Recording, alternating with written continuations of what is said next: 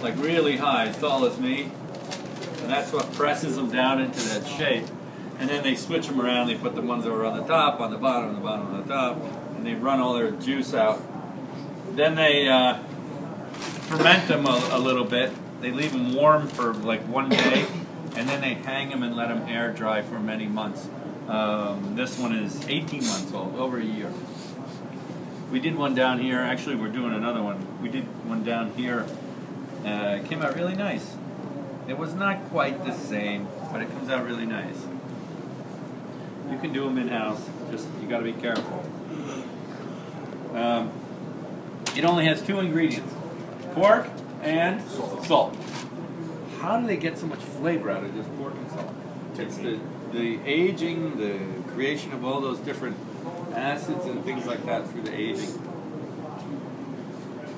Now this is the guanciale. Remember I mentioned guanciale yesterday? What cut would you use to make guanciale? Jowl. The jowl, the fat jowl, the fatty face of the pig. Right? There's a little bit of meat in there. The USDA makes them clean them down way too far. They make them take off all the glands and every little bit. When I make it, it's like this thick, because I leave all that stuff on the outside a little bit. But that's here nor there. They have to do it accordingly. Do you serve it just as is, or? You could. This one you could eat as is. This is made by a very high-end specialty company called La Quercia, and basically what they do is they get heirloom fattened hogs, right? Heirloom breed Berkshires primarily. They fatten them up, and then they dry cure it, and it's pretty much edible the way it is. You can hear it; it's really firm. But typically you would slice it and then cook it off like you would pancetta, you know, like little thin strips, and add it for flavor. If you like that sort of thing. How do you say it? Guanciale. All right. Next, jamon serrano.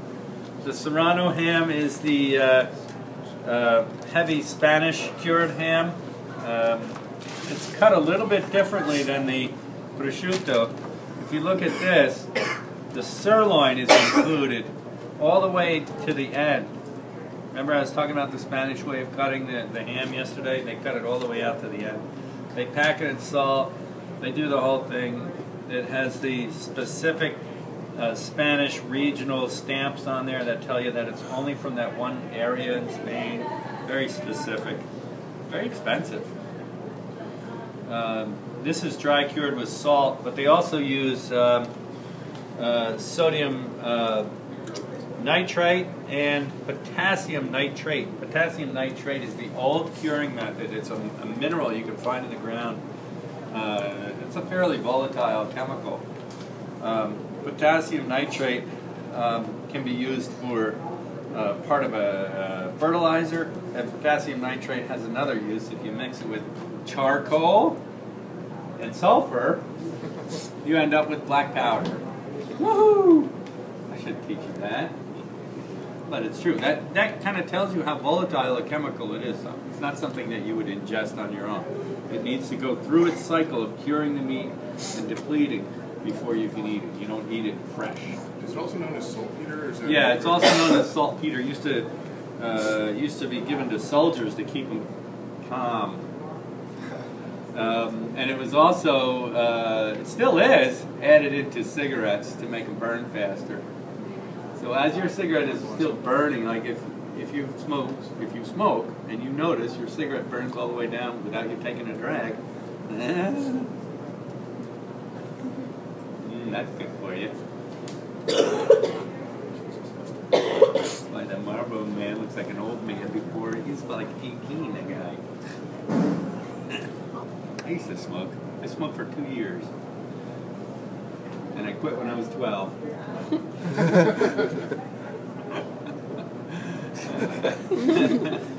What's this? Smoked ham hock. Alright? Smoked ham hock. It's been wet cured like this, and then smoked heavily. This one's really hot smoked. So it's pretty much cooked, but it's not a real ready-to-eat thing. You would put this into a soup, into greens, into beans, for what? For flavor, right? Smoked ham. Alright, so that's some of the cured stuff that we have. Occasionally we have some other odd stuff, and I'll bring them out if we see something. What is this? That's two veal sweetbreads. The sweetbread is the thymus gland of the animal, It's a growth gland that's found in the neck. And the veal sweetbread is considered the true sweetbread, but you can get them from lamb, and we even had one in pork yesterday, but I wouldn't harvest that. Basically, the way they're prepared is you would poach them, just so they're a little bit firm, and then you peel off the outer layer, and then you can kind of press them into shape and let them harden, and then you, when the order comes in, you pan-sear them. So poach, peel, press, pan-sear. But there's other ways to prepare them. I've seen them deep fat fried, breaded in like a cornmeal batter, and then dipped into a oil and crisped, and then served with like a remoulade. And you would eat it, you'd be like, what is it? Delicious. Oh, it's a thymus gland.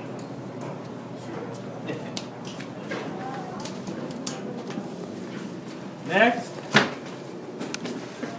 You know this one. What is it? Pork Boston butt. And what would you do with a pork Boston butt? Barbecue. Give me 4 things. Barbecue. 1. Roast. 2. Grind. Grind. 3. Pulled pork. Cubes. Oh, picnic. 4.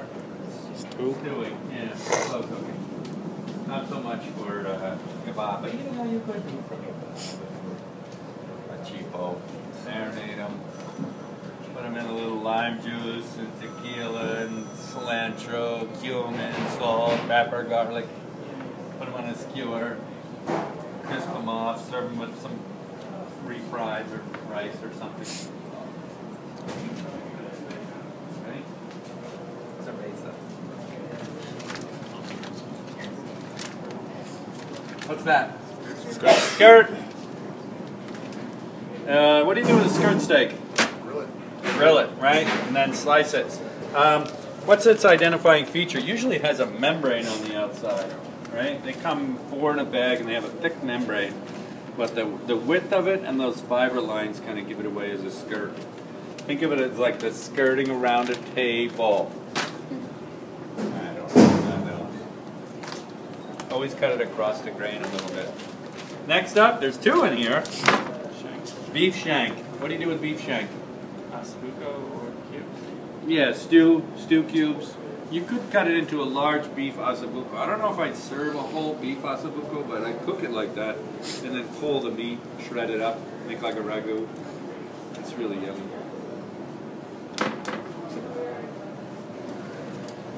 Next up, oh, you didn't see these before. You'll never guess what this is. This is a beef hanger steak. Actually, there's 2 of them in there. It's difficult to tell what it is. It's where the 2 skirts are joined. It's got a membrane on the outside and a collagen band that runs through the middle. You would grill it like a steak. This table is going to need to be wiped down because this feels like it's a blown bag. Not the freshest thing in the world. Okay, hanger steak. Grill them. Next up, top round. What's its other name? Inside round. If you call it inside round, you would be correct. If you call it top round, you would be correct. If you call it bottom round, you would be wrong. What do you do with the top round? Break it into a substrate roast and then roast it. Roast beef. Yeah, large roast beef. You can leave it whole, big like that. Large roast beef. Slicing roast beef is #1 thing that you do with it. I always think of the beef and barrel. In Olean, New York, where my son goes to college at St. Bonaventure, there's a restaurant called the Beef and Barrel. What do they serve? Beef and beer. They have carving stations, 4 of them. 4 carving stations. These guys in these little glassed-in cubicles, and you get in there and they have a menu: $12.95 roast beef dinner, and it comes with mashed potatoes and green beans and a little dinky iceberg salad. Wow, not exciting at all. 720 covers on a Friday night. Four guys just slicing what? Top wrap. $2.45 a pound. I asked them at the, because we had to wait in line. We're like, wow, Beef and Barrel's busy. How many covers do you do? I work at the Culinary Institute. Oh, 720. Wow. That's crazy. And that's not even counting the barrel. Just the beef. This?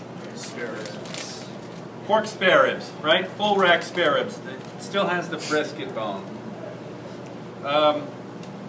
What's the big deal with that? You could buy it cut, and what would it be then? St. Louis ribs. And if you cut it even smaller, would it be baby back ribs?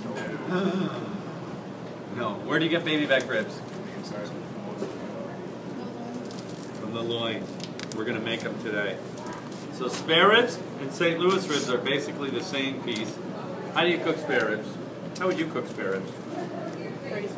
Braise them. Yeah, okay. Grill them. Yeah, I would get them tender first maybe, and then grill them, right? Grill them real until they're like all crispy on the outside, like spare ribs. My grandparents were German. Actually, my mother was born in Germany, but she came over when she was 3, in between the wars. And they would take them and put them in sauerkraut, just to flavor the sauerkraut. Like, they didn't really like ribs. What? It's bones. Put them in the sauerkraut. But then we would fish them out and like eat them out of the sauerkraut, and they were really good. So there you go. Fresh belly, right? Oh. Right? Looks like bacon, except it's fresh. All right. When it's cured, it's what? Bacon. When it's fresh, it's just belly. So how's that? That's a good review of everything. What's left? We have some. We didn't have a boneless strip line out here. You should know what that looks like. We'll do this again. All right. We're going to definitely do this again. And you can.